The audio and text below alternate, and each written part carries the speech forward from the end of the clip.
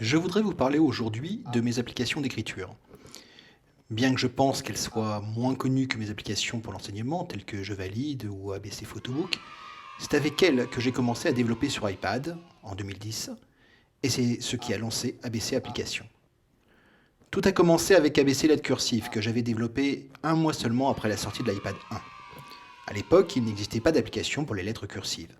Il existait des applications américaines venant de l'iPhone, avec des lettres d'imprimerie, comme mon application ABC Lettres Bâton, mais pas de cursive.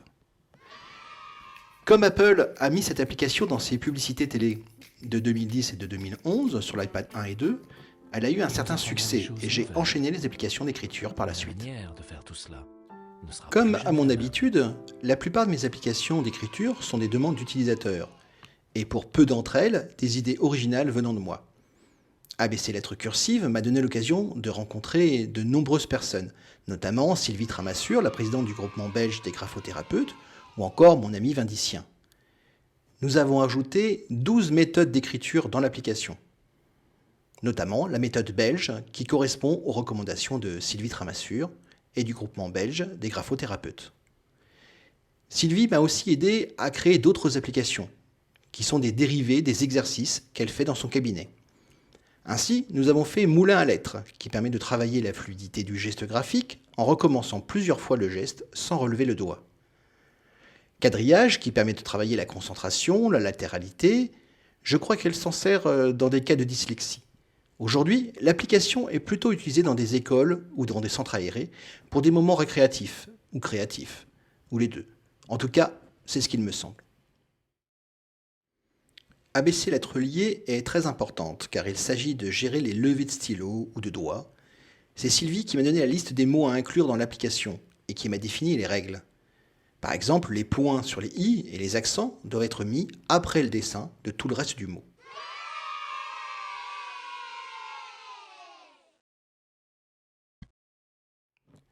Graphisme maternel, comme son nom l'indique, permet de faire travailler en maternelle le graphisme en vue d'une préparation à l'écriture. Il y a deux types d'exercices par graphisme, un qui fait apparaître une image et un qui permet de travailler en ligne de façon plus scolaire classique. Quand j'en ai eu assez d'enchaîner les applications d'écriture, je me suis décidé à faire une application beaucoup plus ouverte, c'est-à-dire une application d'écriture où c'est l'enseignant qui décide des exercices. C'est comme cela qu'est né Fais comme moi. Dans l'application, le professeur crée les exercices que l'élève fait. Et depuis, je n'ai plus sorti d'application d'écriture, ce qui m'a permis de me concentrer sur d'autres sujets.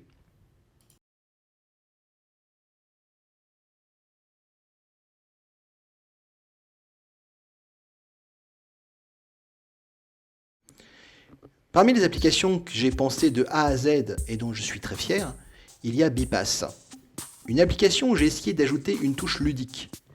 Il est très difficile de faire des jeux éducatifs, car soit la pédagogie est prépondérante et alors le jeu n'est pas amusant, soit on se concentre sur le jeu et la pédagogie est noyée. Je crois qu'avec Bipass, j'ai réussi ce travail d'équilibriste.